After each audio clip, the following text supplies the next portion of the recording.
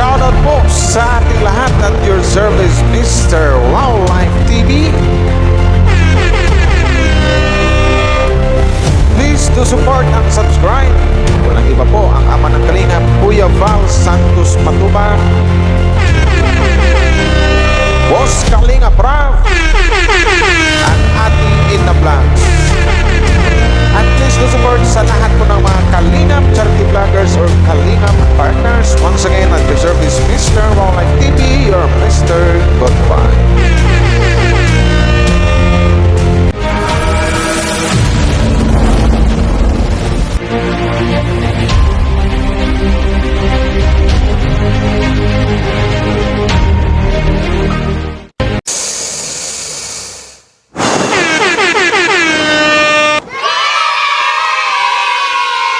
Shoutout sa lahat ng buong Team Kalingap. Hello po sa inyo.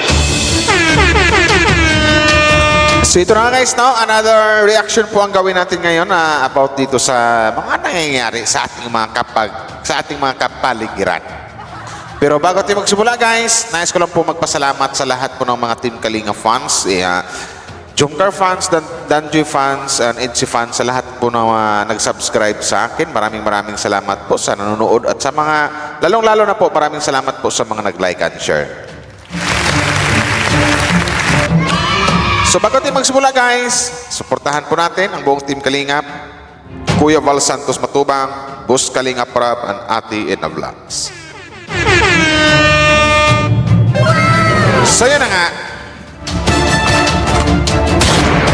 Alam, ang pag-uusapan pala natin ngayon, o nga pala, wala pala akong kausap pala, ako lang pala magsasalita dito mag-isa. Hindi ko na lang hahaba kasi dinaan ko na sa live to kanina.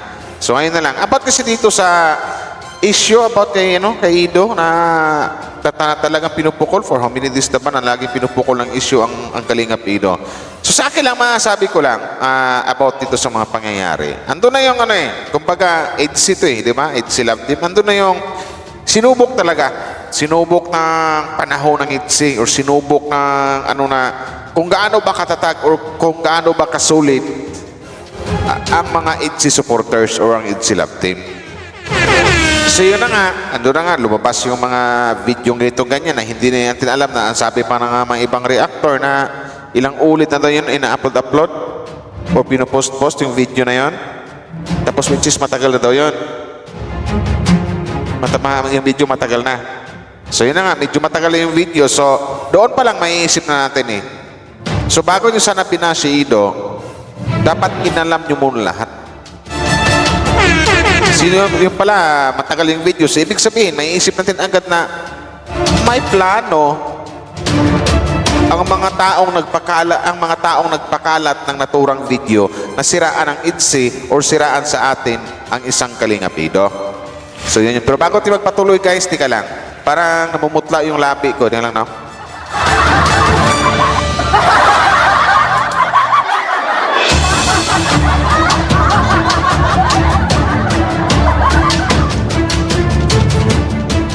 So yan, okay na.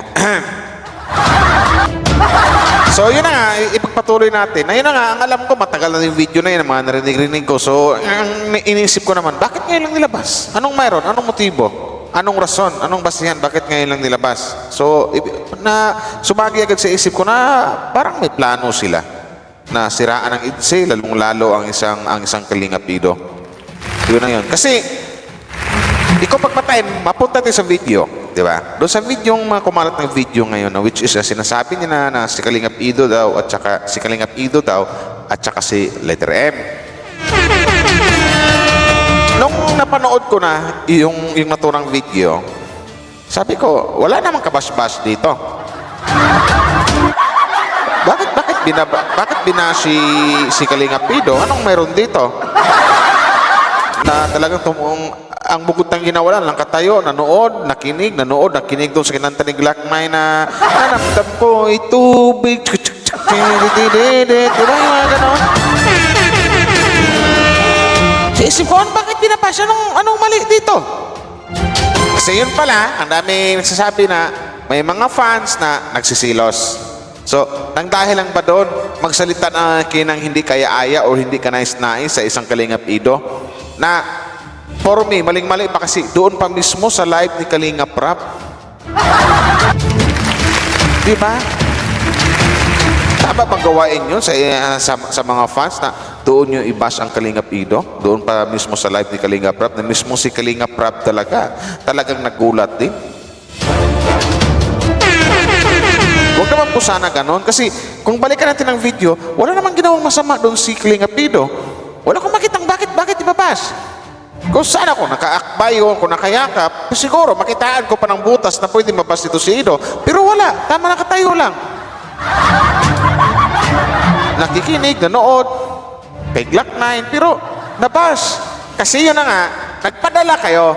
Siguro may nagpost siguro tapos yung thumbnail or I mean sorry yung siguro may caption siguro na ganito ganyan na caption na bad for Ido na niga na caption or comment para kay Ido na which is sinakyan na naman at naniwala kayo na maling-mali na dapat sana nakinig muna kayo sa paliwanag doon sa taong binas nyo which is si Kalingap Ido. Pero hindi yung ginawa nyo. Nang dahil doon sa mga ano nyo na sinasabi nyo wala, niloloko lang pala si ganito ganyan, si Viancy, kung hindi kayang masakit, etc. Ang dami nyong sinasabi. Kahit ako si Ido masasaktan kasi in the very first place, wala namang ginawang masama si Kalingap Ido. Hindi naman niya niloloko ang isang Viancy. Tapos yung ibang fans nagalit pa kasi nangihi doon ng heart sign. O ano ba yun? Love sign pa yun? Ang si Viancy tapos hindi pinagbigyan ni Ido. Kayong mga yung ibang fans, pagkatapos yung iba, sino pa kayo mag-love sign? Lahat ng kuminton, puro pang babasa kanya. Tapos utusan nyo mag-love sign. Kawawa naman yung isang Ido. Nahusgahan. Yung ibang fans nalungkot nang dahil na rin, sila din ang may kasalanan. Kasi unang-una, walang problema ang dalawa, si Viancy at si Ido.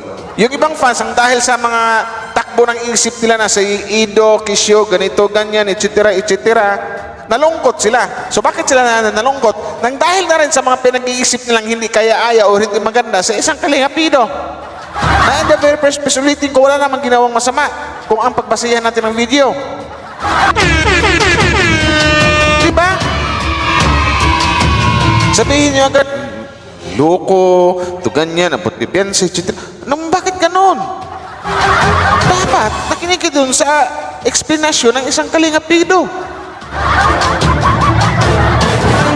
Bakit ganon? Akala ko ba?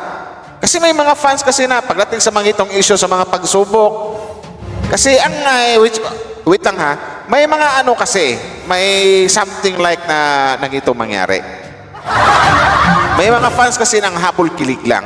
Pero pag may mga ganitong issue, wala na. Parang ang dating kasi, ang siste mas naniwala pa sila doon sa mga taong nang babas kay Kalingap Ido, na which is na alam naman natin na yung mga nang babas kay Ido, hindi talaga totally kilala. Ang isang Kalingap Ido kasi magkapitbahay ba sila? Hello, kaibigan ba yun ni Ido? Kakilala ba yun ni Ido? Na hindi naman. Na gumagawa-gawa ng kwento para kay Kalingap Ido na ang pinagbasihan lang ang video na sabihin agad kaya pag ito ganyan mayroon dito na Viancy tapos mayroon pa kasamang ibang babae na ang dapat naman talaga hintayin natin ang explanation ng isang Kalingap Ido. Pero anong nauna sa inyo? Hinusgahan nyo agad si Kalingap Ido kasi ganito ganyan ang dahil kay Viancy na kay Viancy. Pero nung magkasama na yung dalawa, nung nakita yung magkasama ang dalawa, tumitili kayo, kinikilig kayo. Nasaan ang batas doon? Nasaan ang batas doon? Ganyan kayo? Tapos pag magitong issue, inaano nyo si Ido, pero kung ikaw magkasama yung dalawa, nang doon nagpunta sa kinikilig kayo. Ay, si Papa Ido, ganun talaga. Viancy, anong nangyari? Wala ganon. Ito na natin, para sa mga one-sided fans lang din, kasi hindi natin yan. Hindi na yan mawawala na sa isang love team talaga, sa mga supporters, mayroon talaga mga tao natin one-sided fans. Sabihin natin, mayroong maka-Ido or mayroong maka-Viancy. Kung one-sided fans kayo, pilitin yung sumuport na lang ng tahimik. Huwag na kayong magbitaw ng salita na maaring ikakasakit ng isa. Kasi unang-una, kung, for example, kung makabiyansi kayo, i-bash nyo si Ido. Sa tingin nyo, matutuwa kayo si Viancy pag nababasa ni Viancy, "Uy, fans ko to ah. Mahal na ko nito. Bakit binabash si Kalingap Ido?" Na alam nyo naman na sinabi ni Viancy, inabi ni Viancy na noon pa gusto na niya ang isang Kalingap Ido. Di malamang si Viancy hindi matutuwa sa inyo. Isip mo na dapat bago mag-comment. Yun lang yun. Kasi kung mahal nyo ang Idsi, magtiwala kayo. Tiwala is the key. Kung may tiwala ko kay Viancy, magtiwala kayo kay Kalingap Ido. Madali lang, di ba? Pero sa ibang fans, may hirap gawin yan. Kasi mas naniniwala sila or gumulo ang kanilang isip kasi binigyan nila ng time, binigyan nila ng panahon yung mga taong nang babas dito kay Ido or dito sa Idsi. Niinisip nila, sinabi ito na yan, nagrito ganyan si Ido, etc. Malaki ng katanungan sa kanilang isip. So, ibig sabihin yun, kung ganyan ang iniisip nyo, hindi kayo solidong Idsi Kalinga fans. Yun lang yun. Kasi for me, kahit na sa akin, kung bakit pa kailangan magpaliwanag ni Ido na unang-una wala naman siyang ginawang masama. Siguro, ulitin ko, kung naka-akpay siya or kayakap, siguro makitaan na ng kaunting butas na pwedeng mayroong masabi kay Ido. Pero wala, tamang nakatayo lang eh. Kahit ako naman si Ido, magagalit din. Or manulungkot din. Kasi buong akala ni Ido, Idsi fans, mahal siya. Mahal sila ni Viancy. Pero hindi pala. Diba isip niya Ido, buong akala ko, mahal ako ng mga Idsi fans, pero hindi pala. Nakakaon siya yun, nakakalungkot yun. Diba? Kasi binigyan nyo ng masamang motibo yung video, na which is na, kung panoorin nyo, kung lawakan yung pag-iisip nyo, wala namang masama doon. Kahit napakitirin nyo yung isip nyo, walang masama doon sa video eh.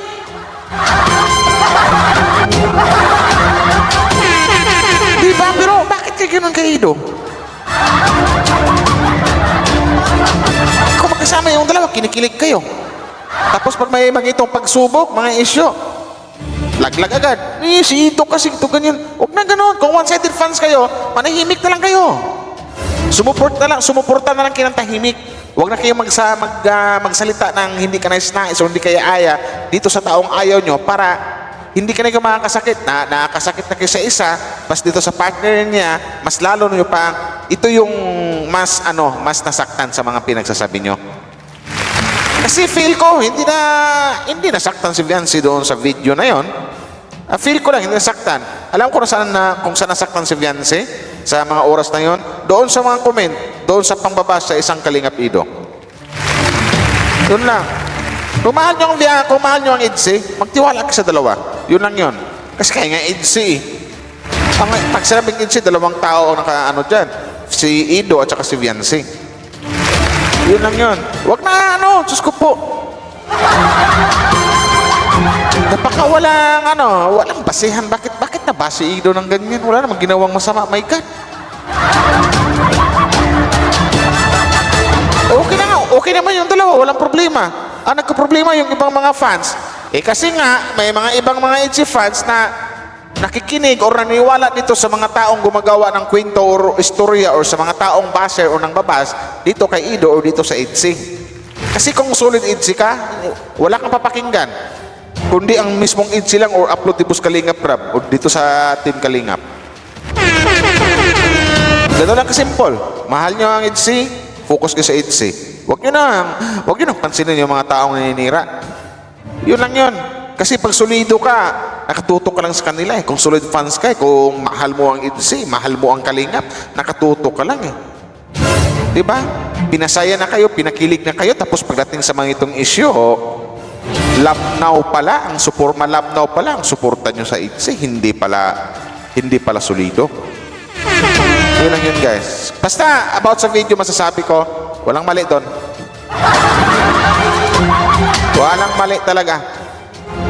Kung silos man ang dahilan, kung nagsilos yung mga ibang fans, Pues, understandable, naiintindihan ko, maintindihan ng lahat, pero ang hindi ko lang maintindihan kung bakit ganun na yung mga pinagngangaw-ngaw nila doon sa live ni Boss Kalinga Prab. Bakit ganun na yung mga pinagsasabi na which is na hindi naman talaga dapat. So yun lang guys, no? Sana baguhin nyo ng pananaw sa IDC. Kung mahal nyo ang IDC, mahalin nyo ang dalawa. Pag sinabing mahalin nyo, magtiwala kayo sa dalawa. Yun lang yun. Kasi ramdam na ramdam ko kung gaano ka-importante sa isang idong isang fiancé or sabihin kung gaano niya kagusto or kung gaano niya kamahal. At ganun din si fiancé. At literal na inamin ni fiancé nung vlog dati ni Boss Kalinga Prab na matagal na niyang gusto ang isang Kalinga Pido. So sa madaling salita, nagkagustuhan yung dalawa, nagkaintindihan yung dalawa, masaya yung dalawa. Doon pa lang dapat masaya na rin tayong mga IDC fans. Yun lang yun. Kung may mga nang babashman or maninira sa IDC or kay Kalinga Pido, wag nyo nang pansinin. Wag nyo nang bigyan ng oras or wag nyo nang bigyan ng panahon. Yun lang yun. Sa sakit ng ulo nyo. Mantakin nyo nang dahil sa video, wala namang ginawa doon. Nakatayo lang si Kalinga Pido. Pero sabi nyo, nasasaktan po kami. Bakit pa kinasaktan? Kasi iba na yung tumatakbo ng imahinasyon nyo. Iba na yung tumatakbo ng isip nyo, ng alimpatakan nyo. Kung anong ginawa, ganyan. Di ba? Which is maling-mali. Na nahusgahan nyo agad isang tao na in the very first place, wala namang ginawang masama. So hanggang dito lang guys, no? Sana mayroong mag-like and share. Thank you very much sa lahat ng Team Kalinga. Shoutout, maraming salamat kayo Val Santos Matubang, Boss Kalinga Prab, Atid na Vlogs, at don't forget to support sa lahat ng mga Kalinga, charity vloggers, Kalinga partners. Salamat sa mga nag-like and share guys, nabulol ako. Salamat IDC fans, thank you very much. Bye-bye!